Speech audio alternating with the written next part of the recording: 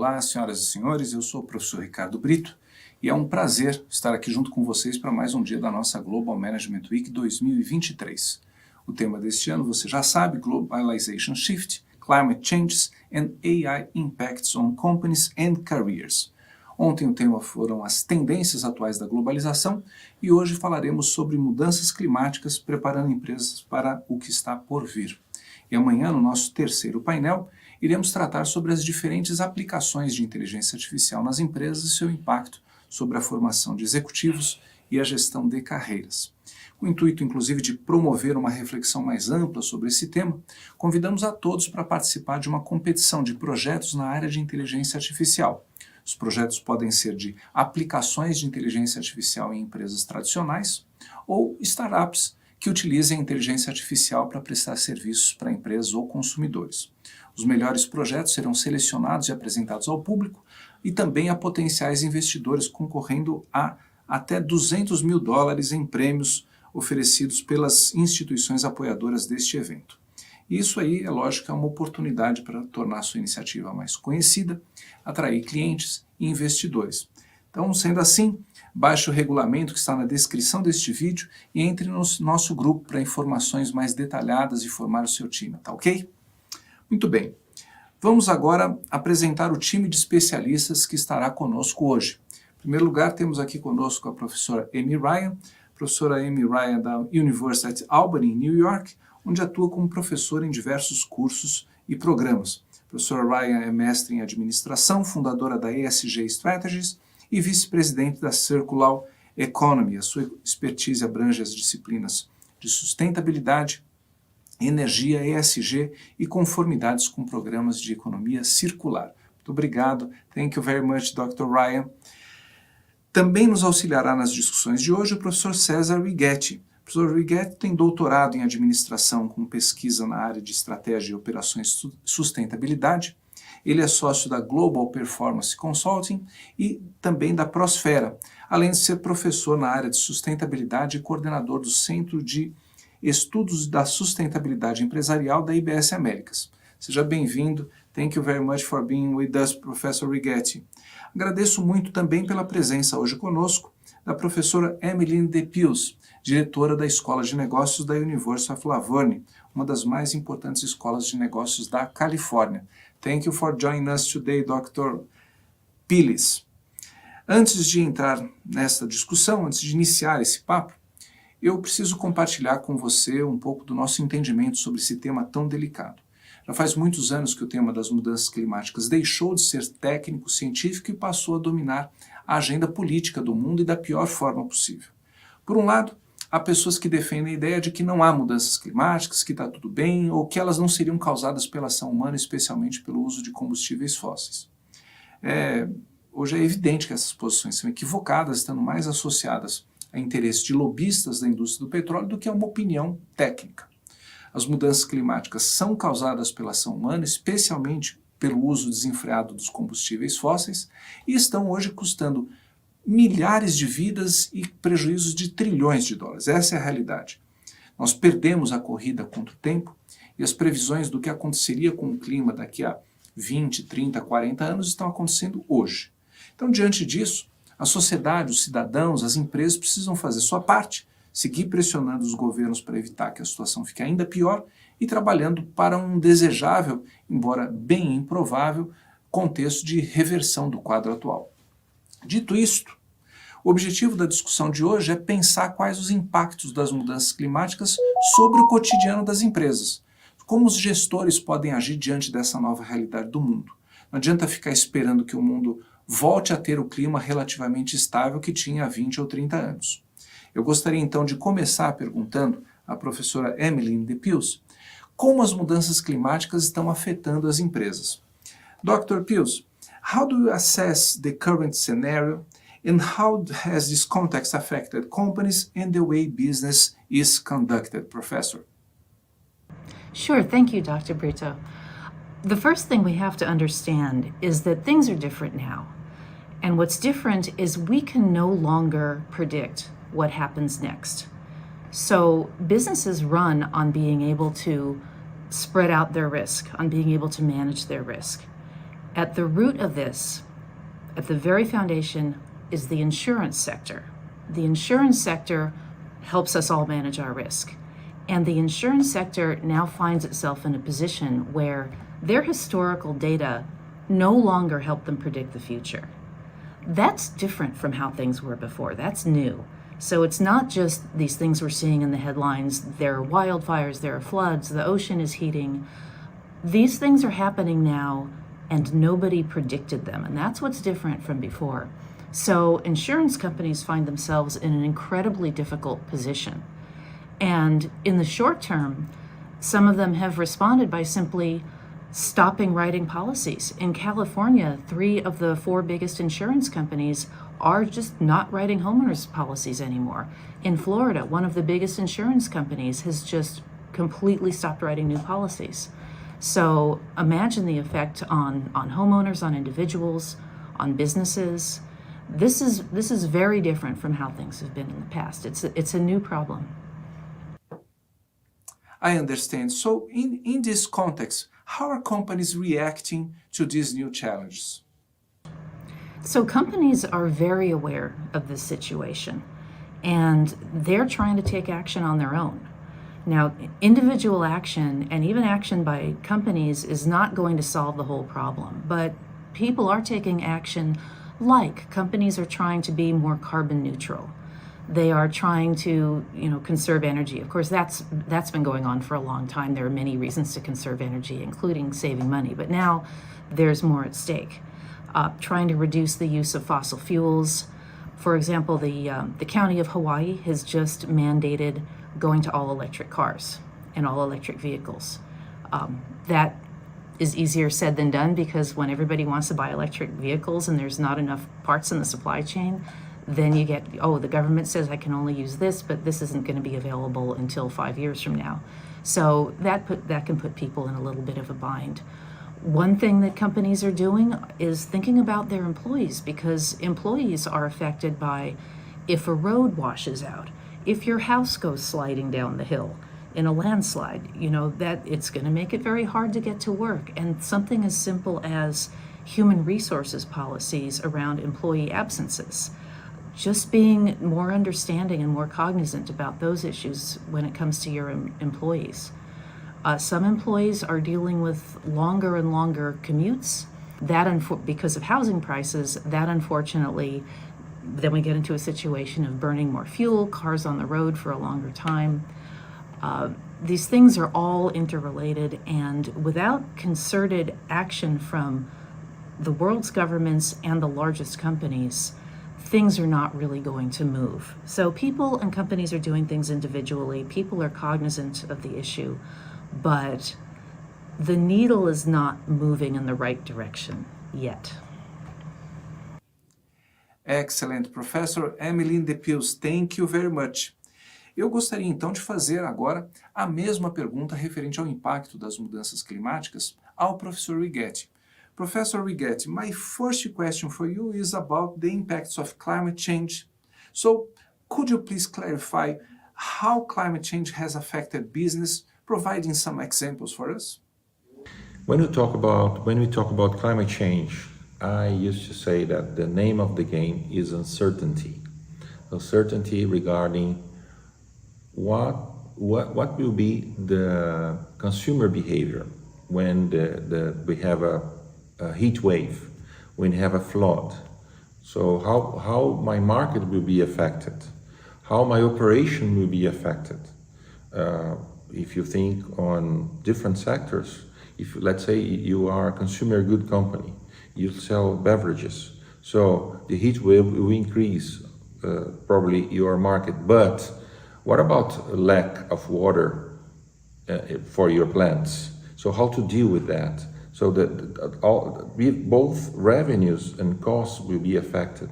So the name of the game is uncertainty. So the idea is to try to forecast what will be the impact and see how to react that before the fact happens.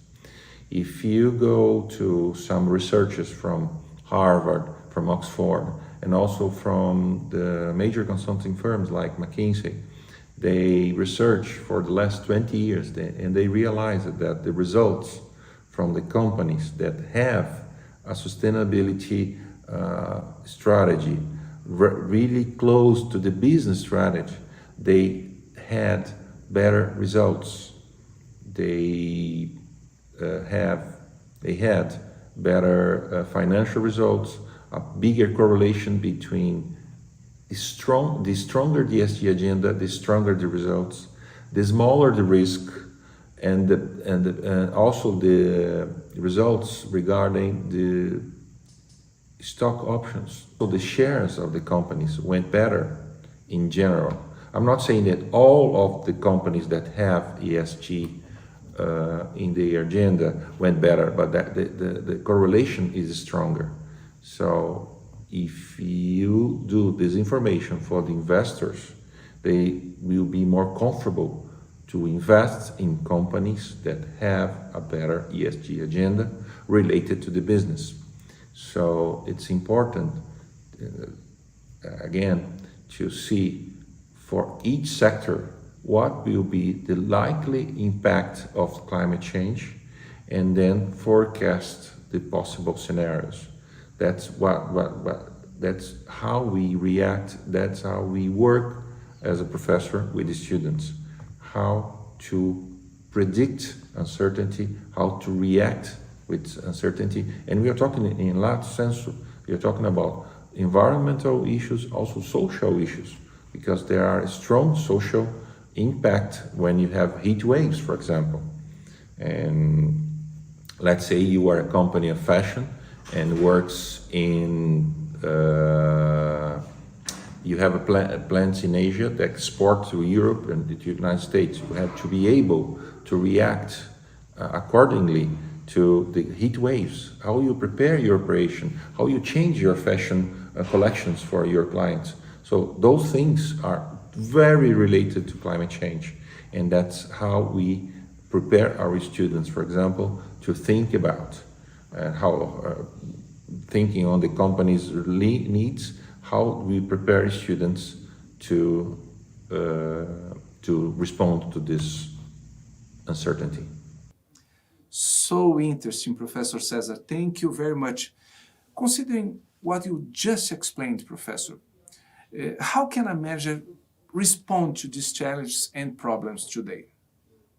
The companies realize it, the studies realize it. I'm talking about Harvard and Oxford, for example, realize that the companies that have ESG in their business strategy, they went better for the last 20 years. So regarding risk reduction, regarding revenue protection, regarding cost reduction, they were more prepared when they have ESG in their agenda. So if you see the numbers, if you see the researchers, the companies were ready to move the Titanic from this side or to the other side, depending on the factors that the climate change are bringing. So how do the sectors react to that? There is a strong tool that we discuss in our course, is that the name is Materiality Matrix, where you discuss ESG factors, what are the impacts for the business and also for the stakeholder of the company. Stakeholder here are clients, investors, governments, communities, and so on. So when you define the materiality for that sector, you know what is important for them. So maybe water for a beverage company, maybe climate for an ice cream company, maybe also climate for a fashion company. Thinking on big fashion companies that import clothes from Asia, facing strong heat waves. So how do they take care of the workers there? How do they manage the change in the weather, also for the collections they sell for the summer and for the winter? So you see the materiality driving the company based on that sector.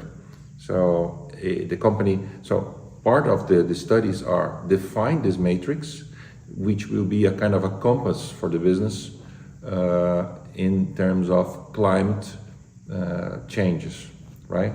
So the company, your answer is the company has to be able to discuss sustainability, create its own matrix, and have a business strategy very related, very orientated by that materiality matrix, in our opinion. Thank you so much, Professor Righetti. Agora eu gostaria de fazer uma pergunta para a doutora Ryan sobre quais são as principais barreiras enfrentadas por negócios na perspectiva da sustentabilidade. Dr. Ryan, in your opinion, what are the main barriers to the success of projects and businesses from the perspective of sustainability? Sustainability is a mindset. And the one thing that we really try to emphasize in class here is that whatever your experience and understanding of what sustainability is, there is an entire ecosystem of influences behind that we get to talk about. And a lot of that touches upon what are the barriers, which are usually cultural or financial or policy-driven types of barriers.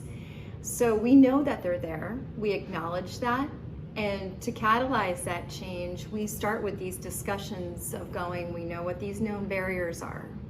We then need to strategize and position ourselves as leaders, as agents for sustainable change, to be creative in our thought processes and our pathways to solve problems. I understand, Dr. Ryan, but considering what you just told us, how are companies facing their main challenges regarding to sustainable development? Depending on who you ask that question to, it's a very interesting and unique time within today's global economy. And this is something that we touch upon in class a lot, is the magnitude, the enormous spread of generational experience that is within today's workplace, no matter where you are. And having that conversation with, say, someone that is in their early 20s, or a seasoned professional that's in their 30s and 40s, or even beyond, everyone is coming to the table with an ability in possibly a different way. And so what's, I think, the responsibility of, and just the hope of what IBS is doing, is articulating that sustainability is cross-generational. We need to have the influence from everyone together. And that starts in the classroom here, by us all agreeing that our goal is to become sustainable agents of change. Does not matter what the background generation you may have or where you come from. You're here, you're showing up, you are the agent for that, and we are going to give you the tools that you're going to bring back to wherever you're going, so that you can feel empowered, have the skills and the conversational confidence to begin that conversation within your own daily lives. Excellent, Dr. Ryan. Thank you so much. One more question, please, enjoying your presence here. Having worked in the US on sustainable development projects, would you give us an idea of the main difference that come to mind when comparing your experience in doing the same kind of work in other regions of the world? The difference right now between the US market and the rest of the world, or the global market, really has to do with policy and cultural stance as it relates, and acceptability of sustainability. And this is infused throughout all factions of life within this country as well as the rest of the world. The difference here, though, is that there are now becoming more and more mandates as well as incentives for companies to start behaving in a more sustainable manner. So that now leaves a responsibility to start to educate the younger generations about what does that mean when they become a meaningful individual within that business, or if they are to go into policy making or governing. The rest of the world has similar challenges, if not more, when it comes to policy. But the biggest barrier also is fiscal access or even the infrastructure itself. And that is where it's our responsibility, or the developed world's responsibility, to be that agent and to always realize that in education, knowledge transfer is one of the most important things that we can offer. Thank you, Dr. Ryan. Antes de seguir adiante, eu gostaria mais uma vez de convidar a todos para participar ativamente dessa discussão. Após o intervalo, teremos uma sessão de perguntas e respostas ao vivo e você pode ir mandando as suas perguntas aqui no chat. Além disso, convido você também a participar da competição de startups e projetos na área de inteligência artificial, que é também o tema do nosso terceiro e último dia de discussões aqui da Global Management Week 2023. Indo adiante no nosso tópico de hoje, eu gostaria de ouvir agora a opinião do professor Righetti sobre como podemos nos preparar para esses desafios. Dr. Righetti, what would you say to a young manager who is preparing him or herself to deal with these new challenges? How to manage companies in face of the impacts caused by climate change? That's a good question. We see the young people really going after good information and good programs at the universities to answer that, because we have issues related to consumer behavior, issues regarding operations, issues regarding finance. So guys, also regarding law, especially regulations, they are coming up to set some directions from governments, for example. So we see lawyers, we see engineers, we see finance and administrative guys, marketing guys, going after good programs at the universities to enrich their background in sustainability, so they are able to include sustainability in their decisions, in their analysis, and the reports they make for the companies and for their bosses. So it's important to find good program at the university worldwide to answer for these new requests from the companies for the young professionals. Thank you so much, Professor Righetti. Interessante o professor Righetti tocar no ponto das regulamentações, pois ultimamente temos visto grandes marcas no movimento de adequação a esse contexto. Empresas como a Apple está lançando campanhas sobre a redução da sua pegada de carbono e outras tantas iniciativas que visam a redução do impacto que temos causado ao longo dos anos no meio ambiente. Tendo em vista esse contexto, eu vou agora perguntar à professora Emeline de Pius o que as empresas estão fazendo diante de tudo isso. Professor Pius, have you been observing markets and companies? How are they reacting to the current context? In your opinion, what are companies doing in the face of this new and uncertain environment? Companies are taking a variety of actions. The companies that I would consider good examples to follow, not everybody is the same, are both looking inwardly and saying, what can we do to reduce our carbon footprint, to be more environmentally aware, to look towards the future, to understand.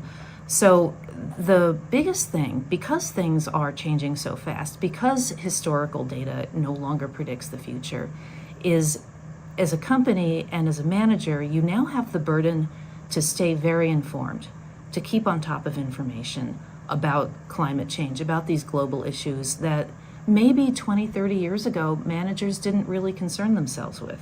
Now this is your business, this is your concern. You have to stay on top of this, because any advice I give you now, maybe in 6 months, the answer will be different. That's how fast things are changing. So some basic things are basic awareness, be aware of your carbon footprint. When you build a new building, there are things that you can do both for safety. Don't submit to the temptation to, here's this cheap land. Well, it's in a floodplain, but that's, it's only susceptible to 500-year floods. So we're probably pretty safe. I've seen people make that mistake, And you know what? 500-year floods are no longer 500-year floods. Land that has been predicted to flood every 500 years is now flooding every 50 years, every 20 years. So be very cognizant about your building sites, just the physical plant.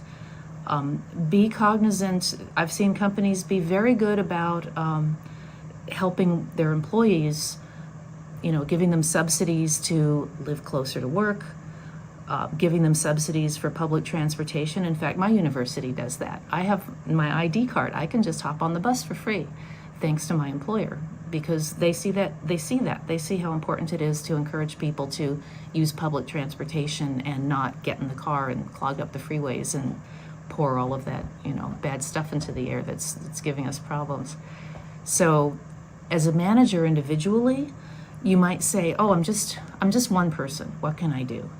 And granted, you individually can't change the world overnight. But again, I would say to you, stay informed, because you can steer your companies to do the right thing. Companies eventually working together can put pressure on governments to perhaps eventually work together to do the right thing. People are talking about technological solutions to climate change. So far, we're not anywhere near a solution there, but it's something to keep an eye on for the long term. Certainly don't shut that off, although that's not a silver bullet. We have no silver bullets right now. Thank you very much, Professor Emily. Gostaria de finalizar agora perguntando à professora Ryan quais seriam as soluções, se é que existem soluções viáveis, que seriam úteis para lidar com os problemas que envolvem a sustentabilidade. Professor Ryan, if there was a silver bullet that would be handy to solve the problems you see in making these kind of projects successful, what would that look like? I think it would be really great if people just approached sustainability without any pretensions, without any impressions. Just go about learning how to infuse sustainability in your life and in your education and in your work, just naturally. I think we need to be open-minded about it. Everything that we've learned and discussed has always been driven by the market or the brand or what's coolest on TikTok or Twitter. Let's take a moment to think of ourselves as global citizens, as people responsible for, ensuring that our next generations have a really good opportunity. So that those silver bullets are honesty, partnership, open communication, creativity and financing, and I would say lastly is understanding that value isn't just a monetary thing. Value means so many different things to so many different people, and we need to really understand that and share that so that people know that they have value no matter where they are in this world. Excellent, Dr. Ryan. Thank you so much. Bem, nós tivemos até agora um ótimo dia de discussões. Ontem trouxemos um time de especialistas para discutir os impactos do contexto atual da globalização e hoje estamos discutindo os impactos das mudanças climáticas nas organizações e negócios. Após o intervalo, vamos ter então uma sessão de perguntas e respostas e se você já enviou a sua pergunta antecipadamente, muito obrigado por isso. Mas se você ainda não o fez, ainda dá tempo. Escreve no chat a sua pergunta ou comentário para que possamos interagir aqui ao vivo. Voltamos em 1 minuto.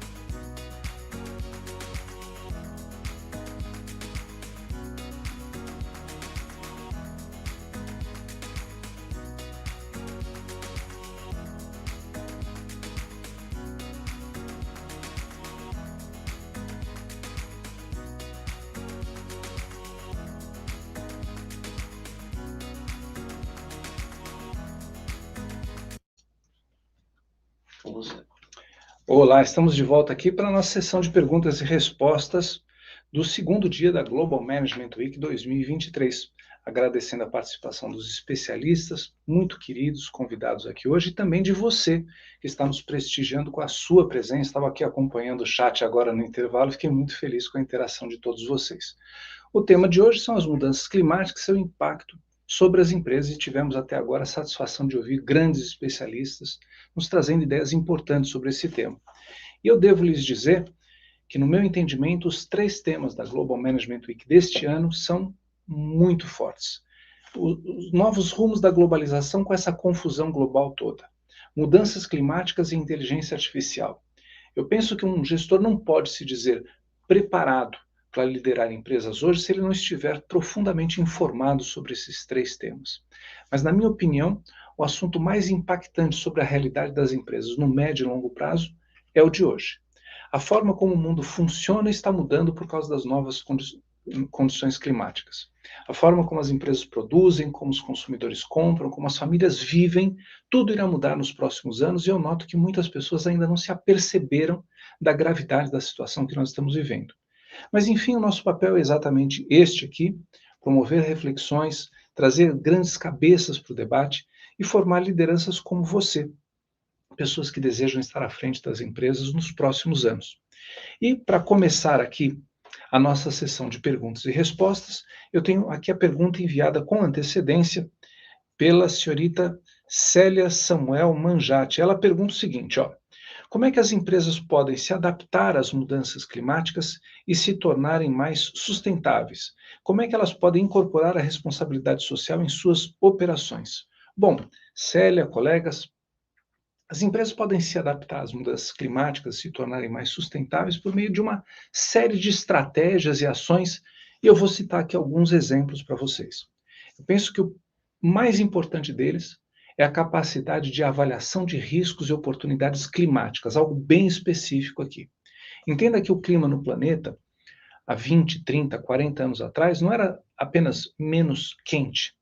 Mas deixa eu abrir um parênteses aqui. Gostaria de dizer que o termo aquecimento global sempre foi muito usado e explicava mal o que estava acontecendo no clima do mundo. A principal questão não é o aumento da temperatura, é o aumento da instabilidade climática. Os extremos climáticos que ocorriam muito esporadicamente agora estão se transformando num fato cotidiano. Diante disso, as empresas que forem capazes de realizar avaliações de riscos climáticos para entender como as mudanças climáticas podem afetar os seus negócios, vão levar uma vantagem muito grande sobre as concorrentes. E a segunda possibilidade que eu gostaria de enfatizar está ligada à transição para energias limpas. Mudar a matriz energética, ela não é fácil, requer planejamento, requer visão. Com os governos pressionados para reduzir as emissões de gases de efeito estufa, há hoje um conjunto de incentivos para as empresas realizarem essa transição, beneficiando a sua organização de 2 formas, pelo dinheiro e pela expectativa do cliente estar satisfeita. E, por fim, eu vou reiterar aquilo que é a discussão central do painel de hoje, que é a adaptação das empresas às mudanças climáticas. Hoje não há mais como escapar, não há mais como esperar, torcer para que as mudanças climáticas não ocorram. As empresas devem desenvolver planos para lidar com os impactos das mudanças climáticas. Uma elevação do nível do mar, os eventos climáticos extremos que a gente tem enfatizado, decorrente disso tudo, a escassez de recursos. Isso pode envolver a mudança de locais de produção, o fortalecimento de infraestrutura, a revisão das cadeias de suprimento. Como eu já comentei algumas vezes, as mudanças climáticas não são a perspectiva futura. A humanidade bagunçou o clima do planeta e agora nós vamos tentar reverter essa situação e ter que conviver com ela. Tá certo? Obrigado, então, Célia, por sua participação. Bom, vamos adiante aqui, o tempo é curto. Tentarei responder 2 perguntas muito boas que recebemos. Uma do Lucas Baesso Guimarães, que pergunta o seguinte: como agregar valor na conduta ESG de uma empresa? E outra do Guilherme Neves, que deseja saber mais sobre como o gerenciamento de projetos pode contribuir para as práticas ESG em um mundo com mudanças rápidas e repentinas. 2 perguntas que, diga-se de passagem, englobam várias das questões mandadas ao vivo aqui pelo pessoal que está, Robson, Maria, Décio, Angelina, Lívia e por aí vai. Bom, Eu penso que a primeira e principal forma de a gestão de projetos cooperar com as práticas ESG nas empresas é incorporando a agenda de sustentabilidade e responsabilidade social na lógica dos projetos da empresa. Os projetos podem e devem ser planejados e executados com um foco claro na sustentabilidade. Isso inclui seleção de materiais e métodos de construção mais sustentáveis, por exemplo, redução de resíduos e emissões de carbono, uso eficiente de recursos naturais de um modo geral.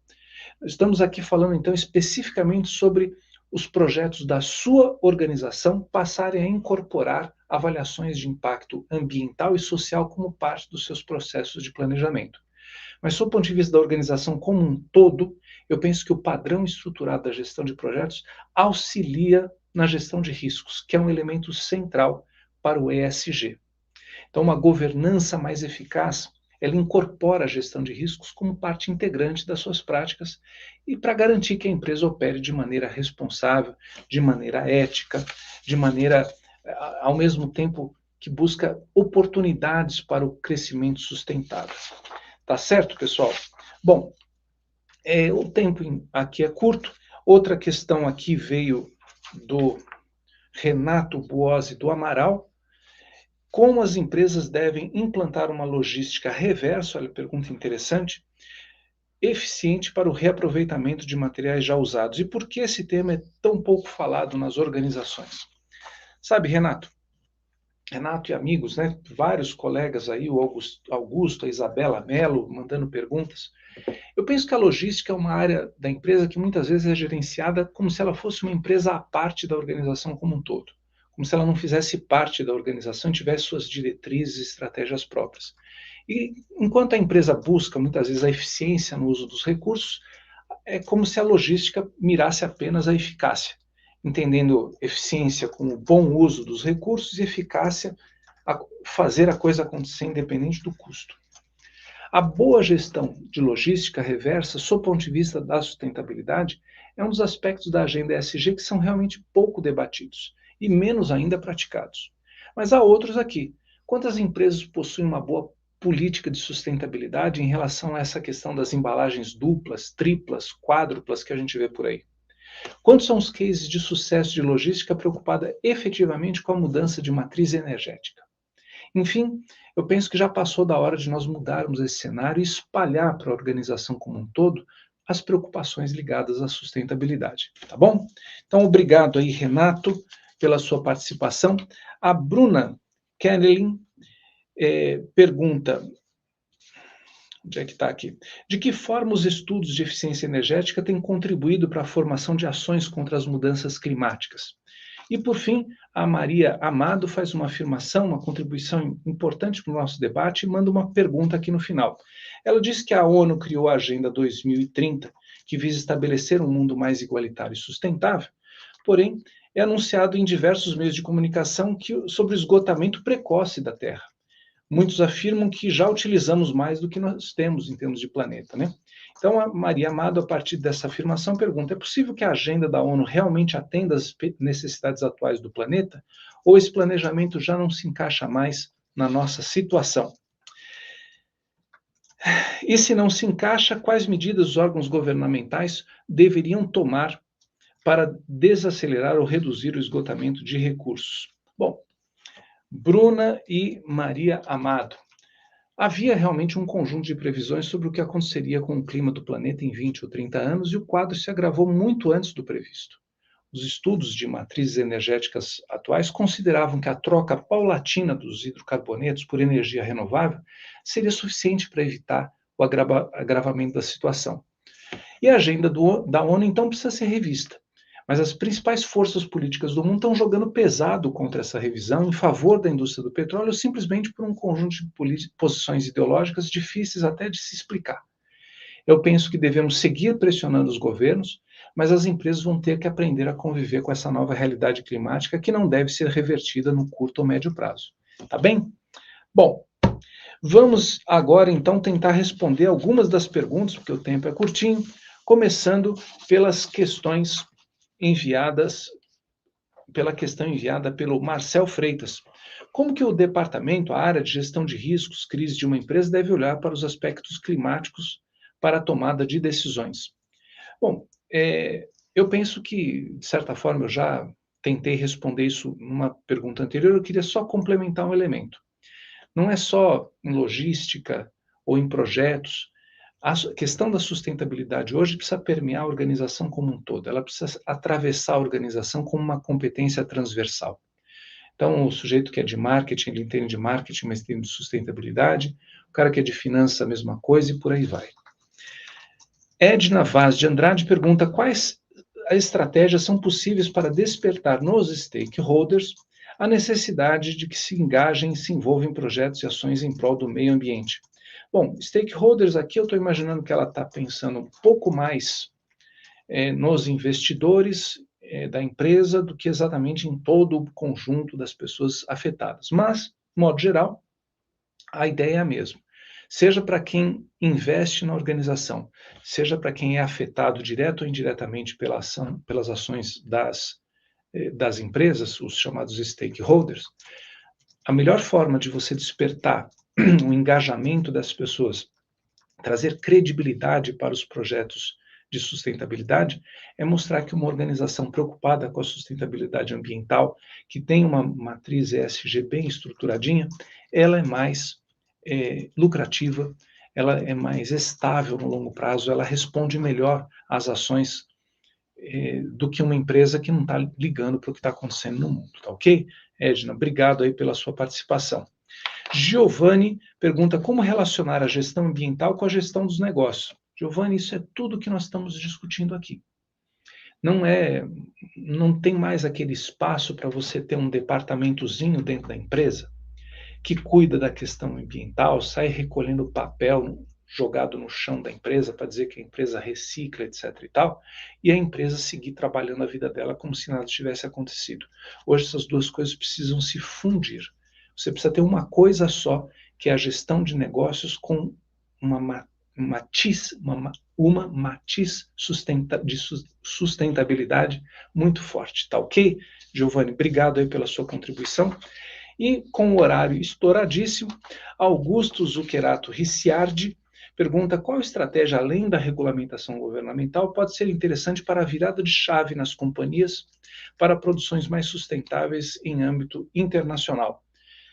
Olha, é o governo pressionando de um lado, é a sociedade pressionando do outro, mas principalmente a empresa perceber que quando ela adota políticas mais sustentáveis, ela é mais lucrativa no médio e longo prazo. Essa é a grande questão. Às vezes você precisa fazer, de fato, um investimento no momento para trocar uma matriz energética, para mudar um processo, alguma coisa assim. Mas no médio e no longo prazo, além do governo estar satisfeito, da sociedade parar de pegar no pé da empresa, porque tem que pegar mesmo no pé da empresa se ela não é sustentável, a empresa ela fica mais lucrativa no médio e longo prazo quando você tem ações de sustentabilidade envolvidas no pacote. Tá ok, Augusto? Muito obrigado, então, a você, Augusto, e a todos os que participaram da discussão hoje. Nosso tempo aqui acabou, eu quero agradecer demais a sua participação no dia de hoje da Global Management Week 2023. Amanhã discutiremos os impactos da inteligência artificial nos negócios, com a participação de 4 especialistas internacionais nesse tema. Eu aguardo sua presença amanhã no nosso canal. Muito boa noite e até lá!